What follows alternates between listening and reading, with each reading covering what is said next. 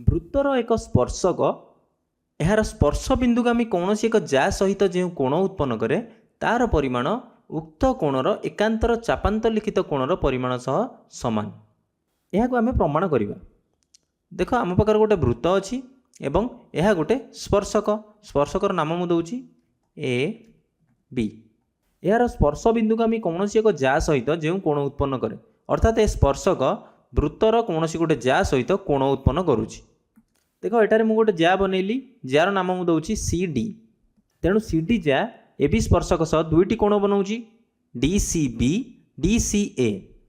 एबे D C B कोणर एकांतर चाप को गोटे हम जदि मुझे गोटे बिंदु नेबी ई सी ई डी यही चापटी हम डी सी बी कोणर एकांतर चाप। तेणु ये डी सी बी कोणर यही कोणर एकांतर चापांतर लिखित कोण कौ गोटे हम जो कोण आम सी ई डी चापरे बनइबा गोटे कोण बनाऊँगी।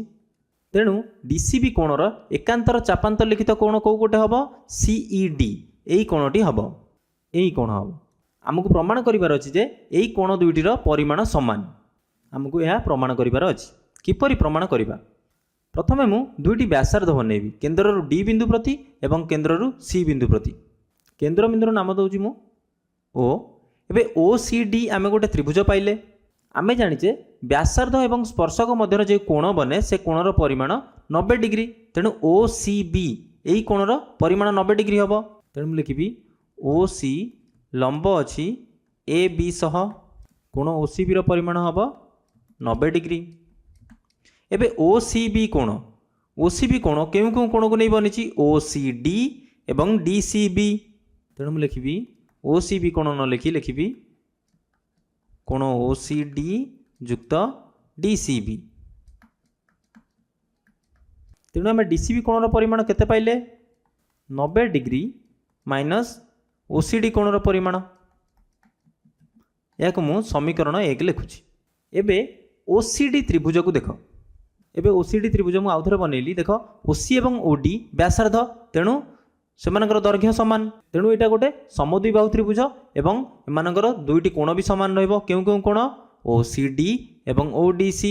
तेणु मु लिखिबी त्रिभुज ओ सी डी रे कोण सी ओ डी रो परिमाण युक्त कोण ओ सी डी रो परिमाण युक्त कोण ओ डी सी रो परिमाण मिसेले 180 डिग्री हम। एवं ओ C D O D C सामान।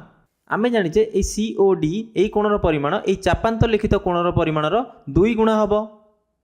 तेणु मु लिखिबी सी ओ डी न लिखिबी 2 गुणन सी ई डी।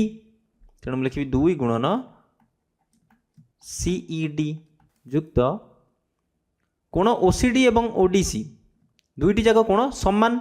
जेहेतु बाहु दुईटी सामान सेमानकर विपरीत कोण भी सामान। तेणु मु ओ डी सी न लिखिबी ओ C D लिखिबी। बुझिपारछ? O D C न लिखि ओ सी डी लिखिली। एबे 2 गुणन सी ई डी कोण युक्त ओ सी डी कोण भी दुई थर मिसा जाइछि। तेणु लिखिबी 2 गुणन ओ सी डी कोणर परिमाण समान 180 डिग्री। एबे देख सी ई डी रे भी 2 गुणा जाइछि ओ सी डी रे भी 2 गुणा जाइछि। तेणु मु 2 कोण करूछि साधारण अछि। तेणु दुईटी जाक पदरु 2 नहीं जाउछि। बुझिपारछ? लिखिली 2 गुणन कोण सी ई डी रो परिमाण युक्त ओ सी डी कोणर परिमाण समान 180 डिग्री। तेणु यही दुईटी कोण मिसाइले एबे केते हबो 2 गुणा जाइछि डाहाण पार्श्वर जाइकी हरा जीवो। तेणु मु लिखिबी कोण सी ई डी युक्त कोण ओ सी डी हम 90 डिग्री। 180 रे 2 हरिले 90 डिग्री। एबे आमे सी ई डी केते पाइले? देख 90 डिग्री फेडाण ओ सी डी कोण बाम पार्श्वर मिसा जाइछि डाहाण पार्श्वर फेडा जीवो। तेणु लिखिबी 90 डिग्री फेडाण कोण ओ सी डी रो परिमाण। एबे देख समीकरण 1 रे आमे पाइथिले डी सी बी कोणर परिमाण 90 डिग्री फेडाण ओ सी डी कोणर परिमाण। एबे समीकरण 2 रे भी आमे पाउचे सी ई डी कोणर परिमाण 90 डिग्री फेडाण ओ सी डी कोणर परिमाण। तेणु डी सी बी कोणर परिमाण भी 90 डिग्री फेडाण ओ सी डी कोणर परिमाण सह समान। सी ई डी कोणर परिमाण भी समान। तेणु डी सी बी एवं सी ई डी कोणर परिमाण भी समान हम। बुझिपारुछ? तेणु कौन हम डी सी बी कोणर परिमाण समान हम सी ई डी कोणर परिमाण। एवं आमको यह प्रमाण करिवार थिला।